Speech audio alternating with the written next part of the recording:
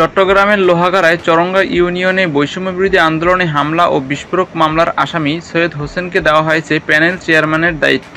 অভিযোগ উঠেছে, মোটা অঙ্কের অর্থের বিনিময়ে তথ্য গোপন করে প্যানেল চেয়ারম্যান হিসেবে 2 নম্বরে থাকা সৈয়দ হোসেন 1 নম্বরে থাকা মোহাম্মদ মিয়াকে ঢেঙিয়ে ইউনিয়নের চেয়ারম্যানের দায়িত্ব ভাগিয়েছেন। 2022 সালের ইউনিয়ন পরিষদ নির্বাচনে কেন্দ্র দখল ও নৈরাজ্য সৃষ্টি করে চেয়ারম্যান পদ ভাগিয়ে নিয়েছিলেন লোহাগাড়া উপজেলা তাঁতিলীগের সভাপতি হেলাল উদ্দিন। 5 আগস্টের পর হেলাল উদ্দিন পালিয়ে গেলে চেয়ারম্যানের দায়িত্ব পালন করে আসছিলেন 1 নম্বর প্যানেল চেয়ারম্যান মোহাম্মদ মিয়া।